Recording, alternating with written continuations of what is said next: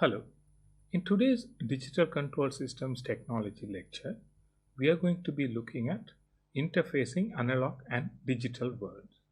So, when we talk about digital control systems, when we talk about embedded systems, many of these applications that we have discussed so far, one of the common things that we will come across is that these systems are computational systems at heart.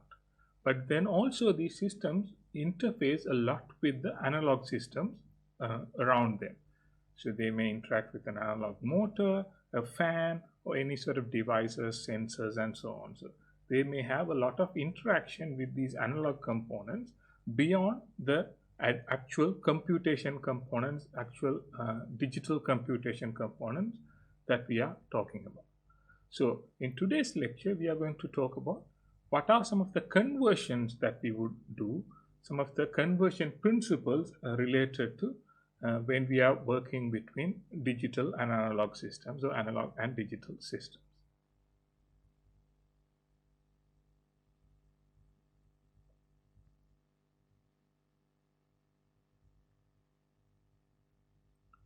So if we briefly think about the signal flow, so to speak, between such systems, when we observe, let's take an example of a sound-based system. The sound is the signal that we are receiving, and then we are doing something with that, and then we are producing an output. When we are talking about such a system, the input signal is going to be an analog signal or a continuous time signal. Then when we need to do computation, then it would become a discrete time signal. Then when it is outputted again into the physical world, again we would have some form of a continuous time signal. So what we may have is we may have systems that are consisting of components that can understand analog signals and then convert them into digital signals and do some processing with that in the computational components, and then in turn produce again a continuous or an analog signal that can be output into the real world, into the physical world. So any sort of information that we interact in the physical world is going to be most likely in the form of analog signals. But when we need to do the computation in our computational devices, in our digital devices, then we may need the digital signals, or we may need to convert them into digital signals. And then in turn, we may have to produce analog signals from these digital signals. So this is sort of the overall signal path that we may have in the type of systems that we are talking about in this course.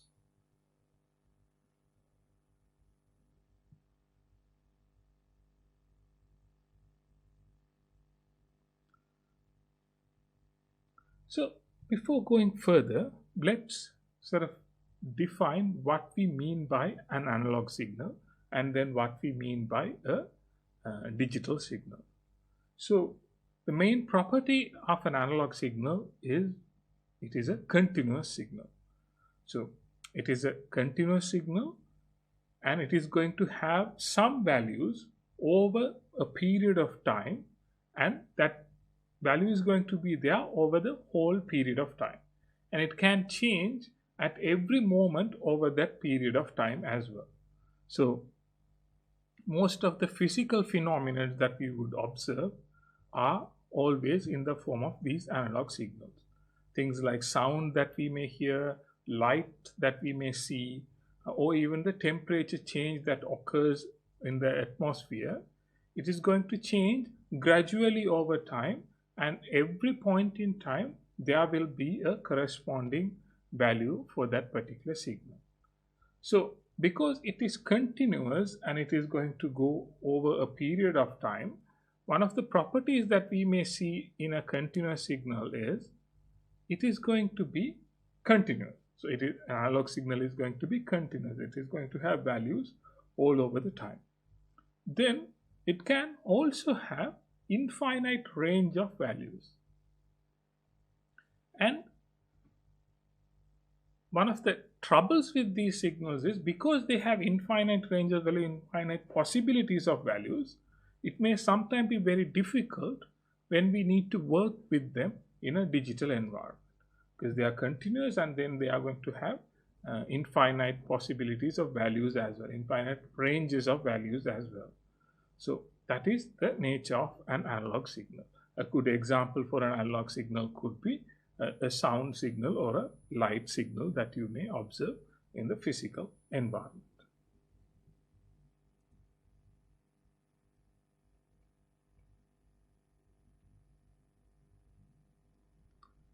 The main advantage of analog signals is that it has infinite amount of data. So you have a lot of data available to you in an analog signal. So when somebody is speaking and that is captured as an analog signal, that has infinite amount of data that can be processed and that can be understood in many ways. So it has much higher density of information. And because many analog signals are sort of deriving from the physical phenomena, they can in some ways easily processed in analog systems. So when we talk about analog systems, in that context, they can be fairly easily processed as well. But the disadvantage with analog signals is they are going to be impacted by any external information or external noises that may be gathering in that environment. So if we are carrying an audio signal through a cable, and if there are magnetic interferences happening around that cable, then that is going to impact upon the signal that is being carried on. Then also, because we have this infinite amount of values and continuous signals, transmitting them over a period of time, they are going to slowly be impacted a lot with these disturbances, and it would be challenging to transmit them over a long period of time. And also, the nature of these signals, they are going to lose their power over a period of length or a period of time. For example, when I'm speaking in an open space, and if you are directly listening to that speech, that amount of energy that is going to be transmitted through as an analog signal is going to lose its energy it's being carried over a period of length. So if you are closer to me, you will hear me a lot more, and if you are farther away from me, you may hear a lot less from me. So that is the main sort of aspect of analog signals. So they have certain advantages. Mainly they can easily replicate or mimic or capture whatever the happenings in the physical world. But then when we think about utilizing them, using them, transmitting them, we have certain disadvantages in their use.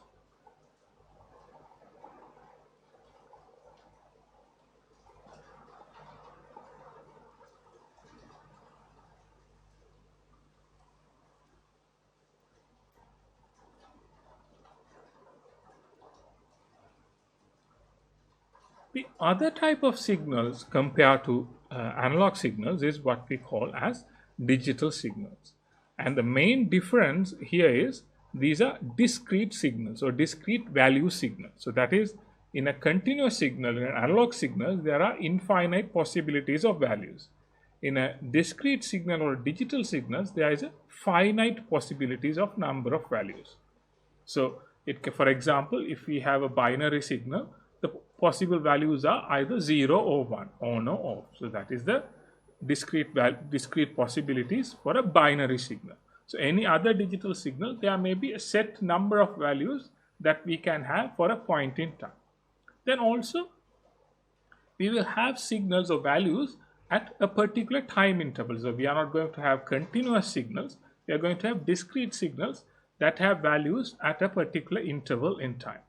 So when compared to analog signals, they are not going to have all the information for all the period of time. So it is not going to have corresponding values to every moment in time as with an analog signal, but it will have some intervals of values But because it has less amount of values, it may be sometimes easier to work with compared to an analog signal. So the main difference is it's not continuous, it's discrete values, and then also it's not infinite possibilities of values, it's a finite possibilities of values. So that is the main two differences between an analog signal and a digital signal.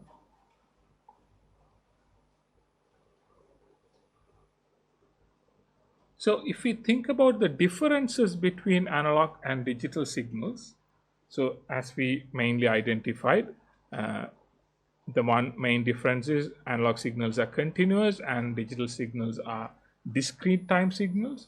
So what that means is, for analog signals, every point in time there's going to be a corresponding value that we can gather. For every point in time there will be a corresponding value.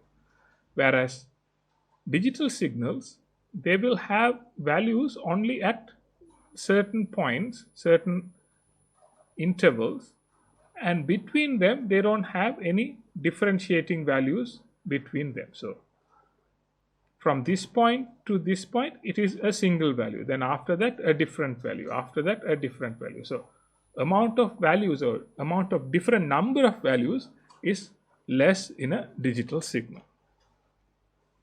But when we think about data transmissions, the digital signals have the advantage of being more immune to noises, more immune to particularly noise that can come from the transmission of the signal, because it is not going to be impacted by the external noise. Because as long as we can come back to this particular discrete value, then we are always having a value that is not affected by noise. Whereas analog signals will consume less bandwidth when they are transmitted as analog signals, because they are, the way that they are captured or that they are used, they will consume less bandwidth, whereas the bandwidth that is needed for a digital signal will depend on how that signal is particularly produced and processed.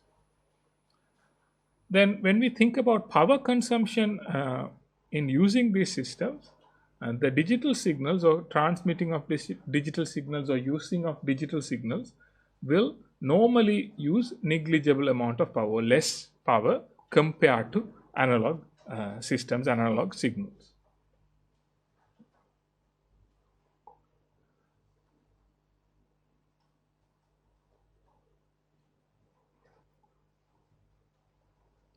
Then when we think about errors concerning particular type of devices, instruments for example, digital instruments using digital signals are significantly free from what we call as observational errors, because they can be, the actual values, outcomes can be directly produced through a specific value can be output or produced in a digital signal, whereas in analog signals there may be certain approximations and certain observational errors that are possible. So when we think about examples of analog signals, the human voice that you may hear over the air, sometimes even audio signals that are directly coming from the microphone, certain video signals, they can be analog. Certain audio signals and video signals can also be digital signals depending on if they were digitized. Then in addition to that, a lot of the different signals that we may interact with in computers, storage mediums and so on can be categorized as digital signals.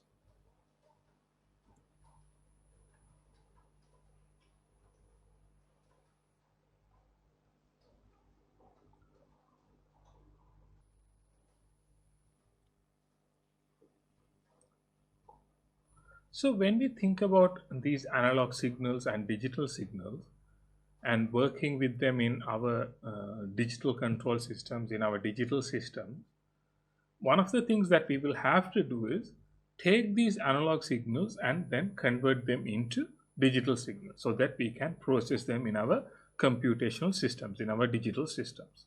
So even if we observe them as analog signals initially, that conversion needs to happen for us to effectively use these signals for our purposes. So then to convert these analog signals to digital signals, there's essentially three basic steps that we will have to follow. Those are sampling, quantization, and coding. So what we mean by these three steps are, when we say sampling, what we do with sampling is, say we initially observe a signal. So initially we observe this particular signal. So that is the analog signal that we have. Then when we say we are sampling, what we do is we take amplitude values for that particular signal, for that continuous analog signal at discrete time intervals. So hence the discrete signal. So at discrete time intervals, we will take the amplitude values of that analog signal and record that. So what we will do is we'll go at time 0, we will take a value, this point take a value, this point take a value. So each point in time, we will go and take a value for that analog signal. Then we will do what is called quantization. So quantization is essentially, for each of those amplitude values that we have read, we have sampled from sampling, we will assign a numerical value within a particular scale. So within the scale that we have, we will assign a numerical value. So when we sample at a particular point, we will assign a particular numerical value associated with that, each of those points, each of those amplitude points. Then the third point is, once we get the quantized value, then we would assign a assign a coded value. Then that would become the, for example, a binary. If we are assigning a binary value, then that would become a binary encoded data. So that is what we would be using. We would do using an encoder. So these are the three main steps that we would take when we are doing analog to digital conversion: sampling, reading the amplitude value of the analog signal; quantization, giving it a numerical value within our range that we have; and coding, assigning a encoded value into that particular numerical value. So if we look at sampling, for example, it is basically, we are splitting the signal into particular blocks, so each discrete time blocks, and at each of those times we will go and read a particular value. But one of the main things to remember here is, when we do this sampling, all the details that were there in this part of the value are now sampled to a single value. Again, all the details here are now only assigned to a single value. So what we would have is ranges of values in an analog signal will now be represented by a single value in the digital signal, in the sampled digital signal. So that is the sampling of the signal. So the sampling period, or whatever the time that we take to break it down, we can either represent it as a sampling period in terms of time, or we can represent it as a sampling frequency. So both of those are possible. So we may represent it in milliseconds or seconds, or we may do it in hertz or megahertz or whatever our sampling rate. So you may come across this when you talk about audio files, for example, music files, MP3 files. They may specify a sampling rate that they are using, like 44,100 kilohertz or 48,000 kilohertz, or any a different value, the sampling rate that they may use. So that is the sampling of the signal. Then quantizing is actually assigning a value to that particular signal. So for example, if we take an audio signal, let's say we are observing an audio signal through that is coming from a microphone. So the actual amplitude value that we are getting there is some form of a voltage value. So let's say it is from 0 volt to say 3 volts. So that is the value that we can read from there. So then the quantization will have a key property that is known as number of possible states. So here we can divide this into 4 possible values. So that is 0.75, 1.5, 2.25 and 3 voltages. So now it has 4 possible values, or we can do 6 possible values, we can do 8 possible values. So we can have a number of possible values that we can have.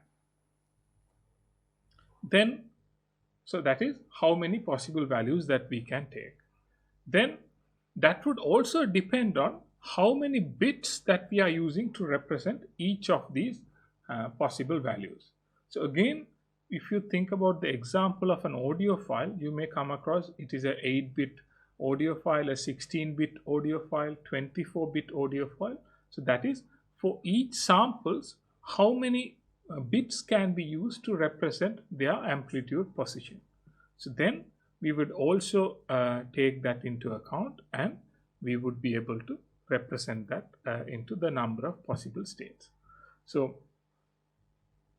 the quantization, the quantization size would depend on, we would take the range and divide that by the number of possible states. So if we have 4 possible states and 3 voltages, then we will have to divide that accordingly to get the quantization size. But the basic idea is we will, so the horizontal division of the signal is what we mean by quantizing. The vertical divisions are the sampling. So an example here is we have a 3-bit analog to digital converter. So we have 3 bits. We have 0 to 10 voltage signals. So then if we are quantizing it, the possible values are, now we can have 8 possible values. So then if we divide that by 8, so now the step for quantization is 1.5 volt.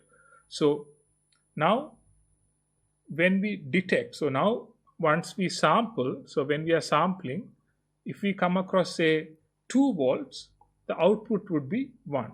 If we come across 3 volts, output would be 2.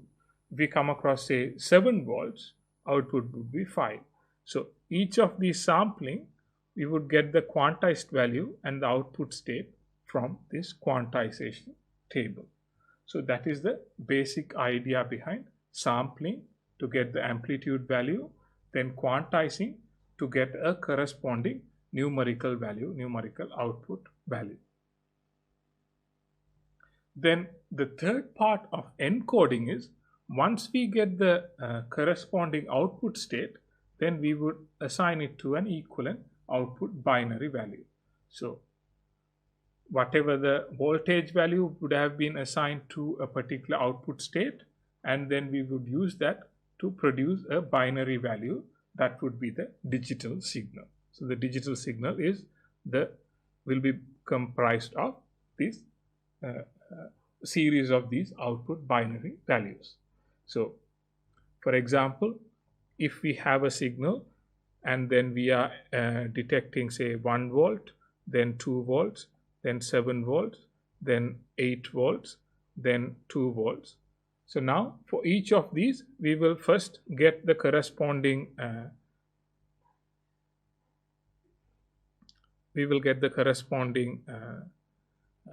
voltage values or corresponding quantized values. So 1 volt would be 1 according to this, 2 volt would be 2, or rather actually 1 volt would be 0, 2 volt would be 1, 7 would be 7 volts would be 5, 8 volts would be 6, then 2 is again 1.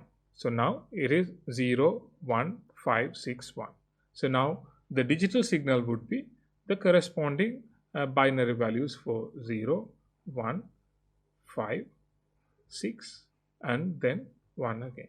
So we will have that as the corresponding digital signal for that particular analog signal that we have observed here.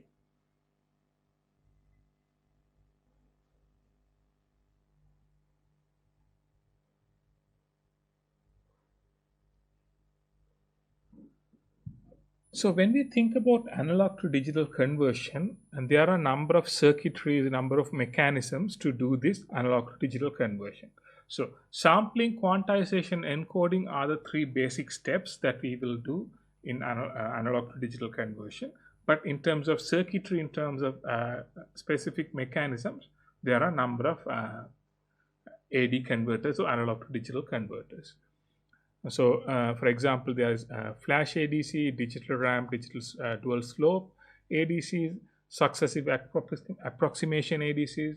So, we will briefly look at one of these as an example.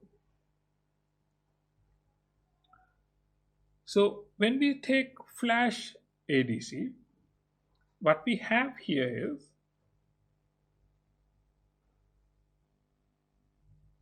we would have a reference voltage value. So that is, let's say it is the 10 volt reference value. So this is the input is where we would have the input value. So whatever the value from our analog signal would be, so our analog signal would be fed into the Vin point. Then using this resistor divider, so this one would divide the resistance. We have looked at this previously in our digital electronics lesson. So the overall voltage value will now be equally split into these values. So that is our quantization point. So these are going to be our specific quantization points. So then we would use our comparators, comparing gates, comparator gates, to identify whether this particular signal would match between either this range, and if that is matching, then we will that will onwards go through that. So similarly, we can have these comparators comparing, and as a result, and then we will produce a 2-bit digital value. So we are inputting the digital signal here, and the output that we are getting from this flash ADC converter is the 2-bit analog, 2-bit digital signal. So the comparator would output the specific values matching to the quantization here. So if we have 10 volts, so again, if we are splitting that into 5, so that would be 2, 4, 6, 8, and 10. So based on that matching points, it will split that accordingly in that range. So that is the basic idea behind an example of an analog to digital converter. There are a number of other circuitries, number of other mechanisms as listed here, and you may be able to refer to some of those in the additional materials that are shared along with this lesson.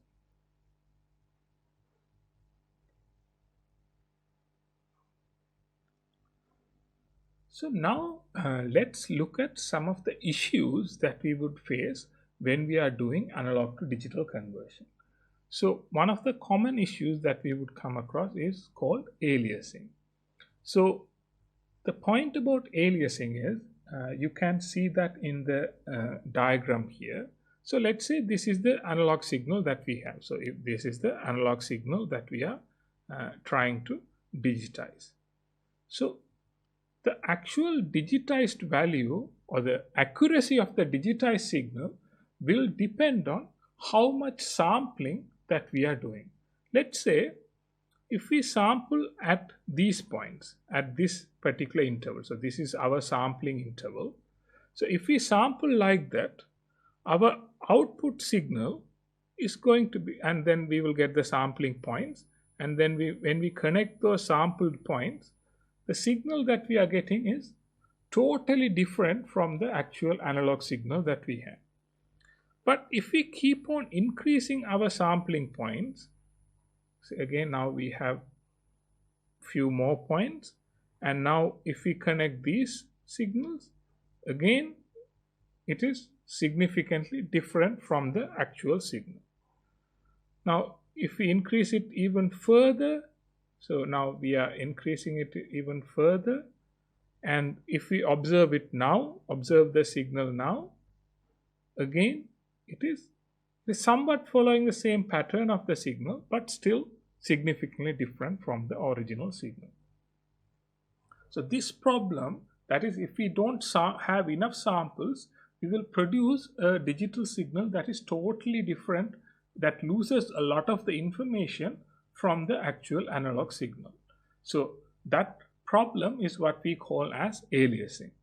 And there is a particular theory that specifies, that is Nyquist frequency theory, that specifies we must use the number of samples that we must have should be 2 times the frequency of the 2 times the maximum frequency of the signal that we are sampling.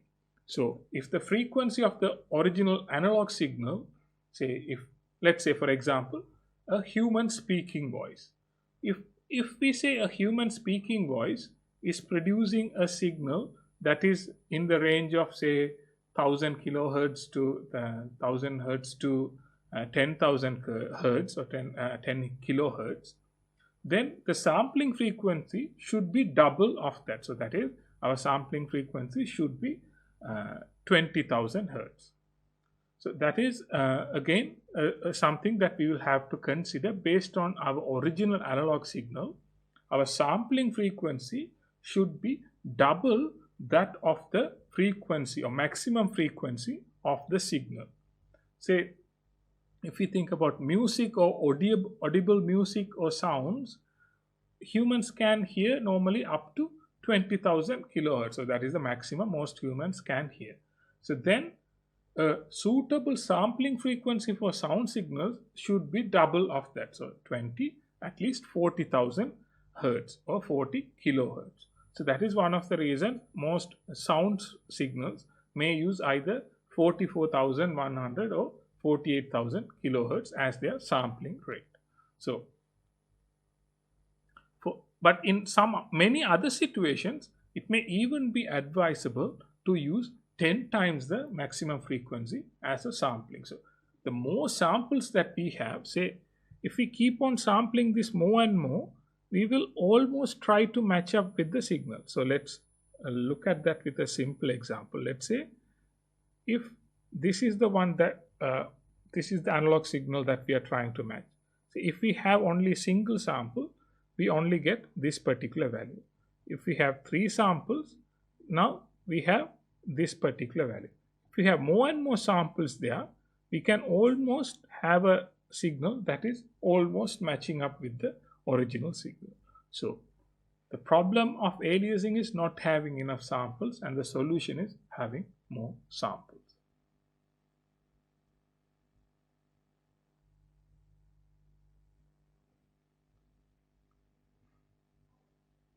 Then another problem that we may face when we do analog to digital conversion is, now we are going to have a lot of data. We are going to be left with a lot of data. Again, an example that we can see from an audio signal is, let's take an audio signal, and as I said, normally they can be sampled at a sampling rate of 44,100 hertz or 44,100 samples per second. Then we also may use a 16-bit resolution or 16-bit quantization intervals. That means we can have the 16-bit means 65,000 possible values. So we are going to use 16 bits. So that is so many different values that we can have. Then now, if we take the amount of data that is being produced per second, it is going to be per second 44,100 samples. Each sample needs 16 bits of data. So then that results in 88,200 bytes. Then when we convert that into say 1 minute of say 1 minute of music or any sort of sound audio file, that is going to be 5 MBs. So that is the reason why you may come across WAV files or audio files in the format of WAV files that are taking up significant amount of time, because they are using this form of representation as their digital data representation for an analog signal. So one of the disadvantages with this approach is say a signal like audio has a lot of rapid changes, and that may require a lot of high number of samples. So then we may have to have a large amount of data being used for that. But if a signal doesn't change so rapidly, then we can use a much lower sampling rate. For example, if we are measuring wind speed, for example, it may be okay to have a sampling speed of say 0.5 seconds or 1 second as the sampling speed, and having a slightly different resolution as well, and having lower data usage in our digital signal. But one of the issues, or one of the things that we will have to manage appropriately, is when we are doing this digital to analog to digital conversion, having the data size and using an appropriate sampling and quantization values to manage this.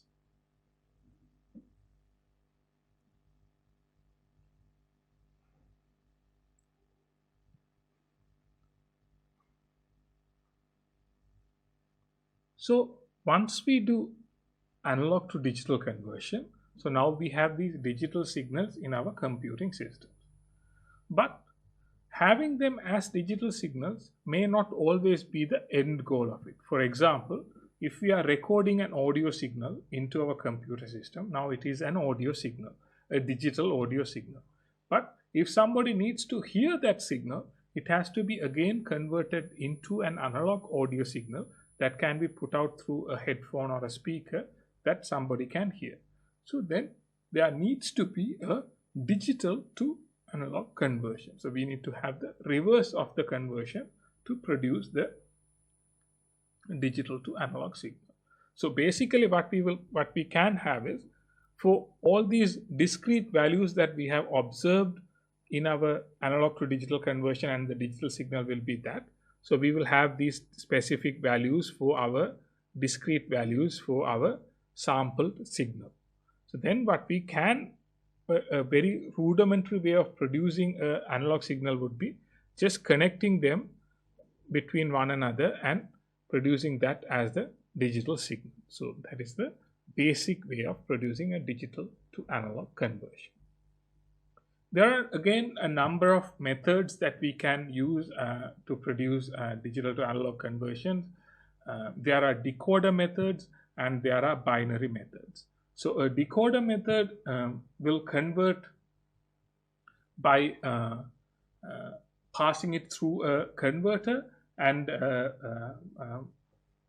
then passes it on to another circuitry. A binary method will take the binary input and again produce the analog signal as an output there, again based on a reference voltage value. Similar to the digital to analog conversion, analog to digital conversion circuitries, there will be different circuitries to do this as well. For example, one of the examples, a type of digital to analog converters is what we call as a resistant voltage divider. So again, we have a voltage divider similar to what we had previously, and based on whatever the analog values that we have, a particular switch may be selected. That would be selected by the decoder. So that is going to take the digital input and going to select one of these switches, and that switch is going to produce a particular voltage value. So if the digital value is this, then the corresponding switch will be selected and there will be a corresponding voltage value that will be passed on.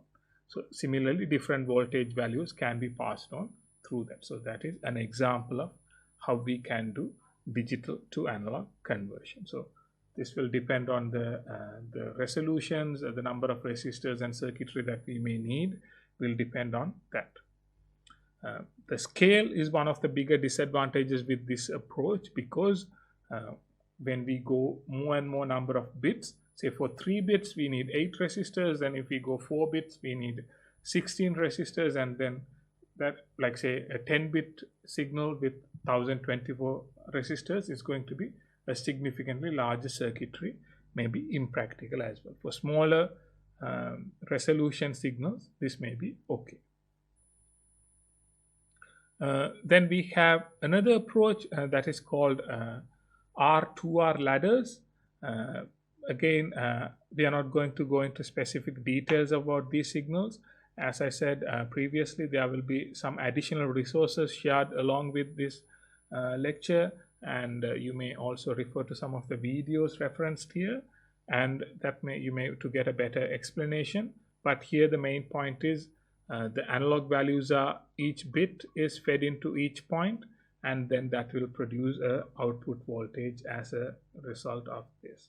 So that is an R2R ladder digital to analog converter.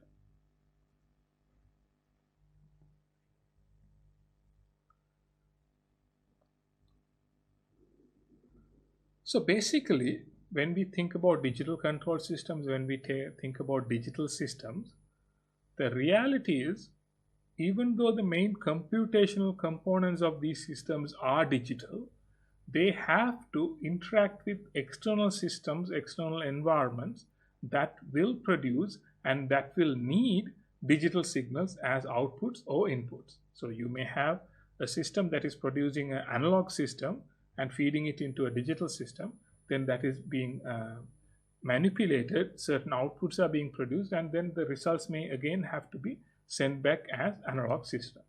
So we may start with analog signals, then we may do analog to digital conversion, and then with that digital signal we may do certain processing, certain data processing, and so on.